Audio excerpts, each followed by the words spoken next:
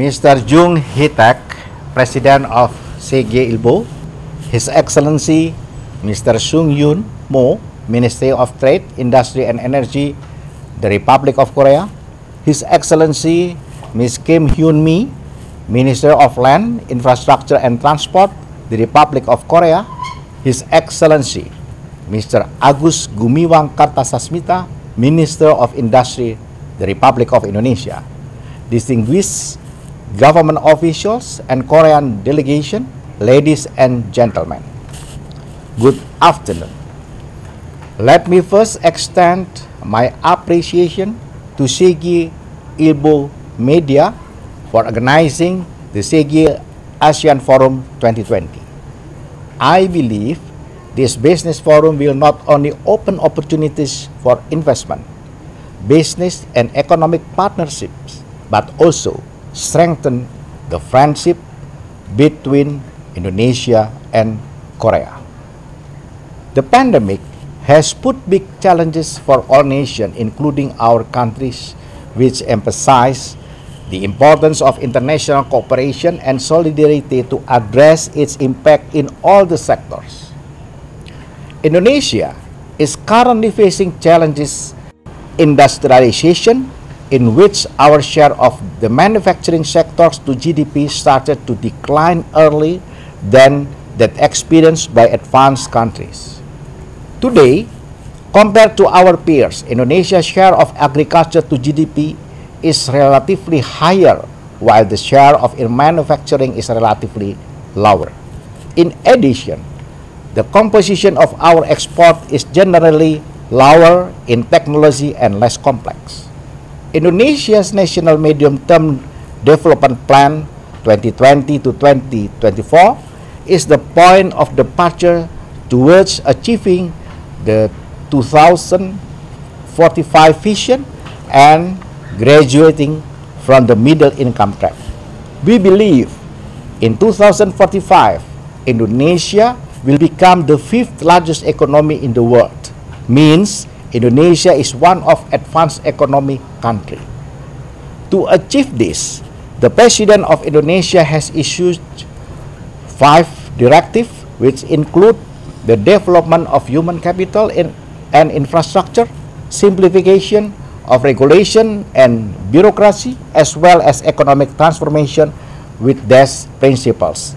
Before COVID-19, we aim to achieve an average growth of 5.7 to 6% of GDP over the next 4 years. This growth will be driven by the manufacturing sector and supported by investment.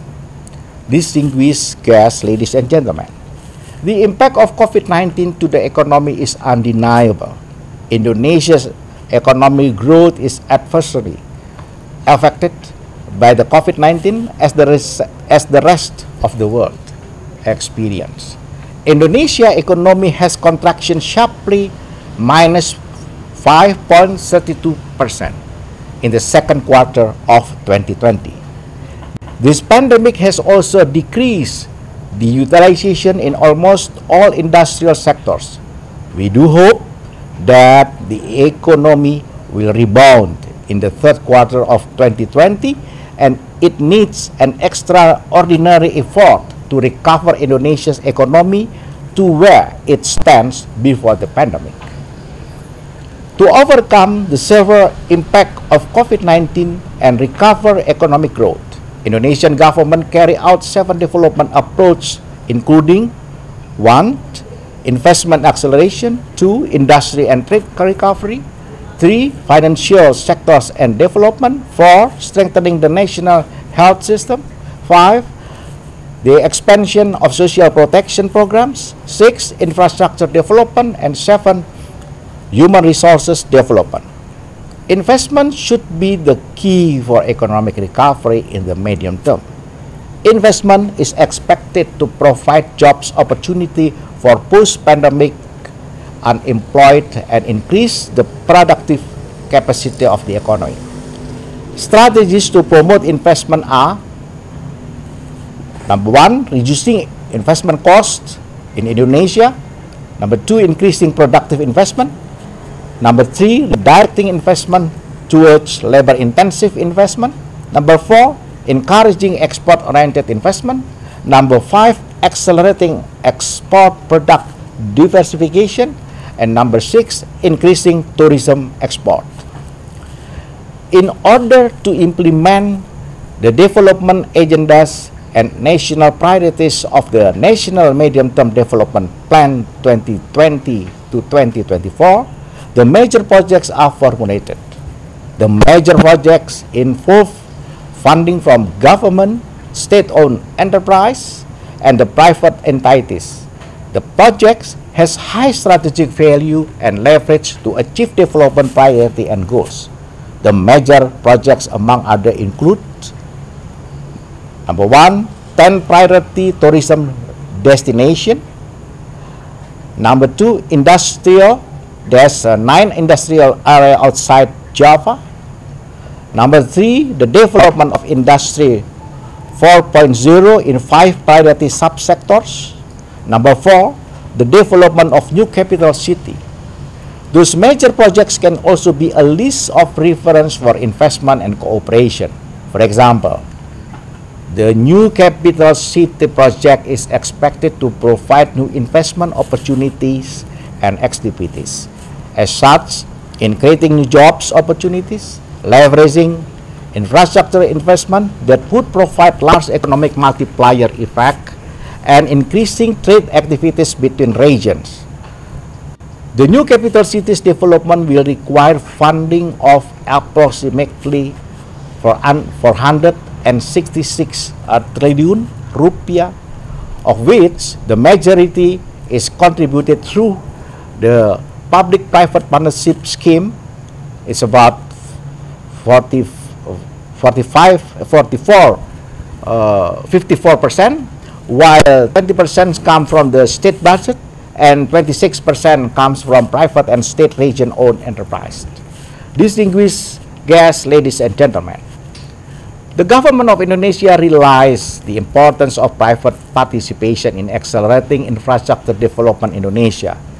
Infrastructure funding needs in 2020 to 2024 is about 6,445 trillions, or it is about 45 billion US dollar in total. Approximately 40% of which is expected to be fulfilled through from private sector and through public-private partnership schemes.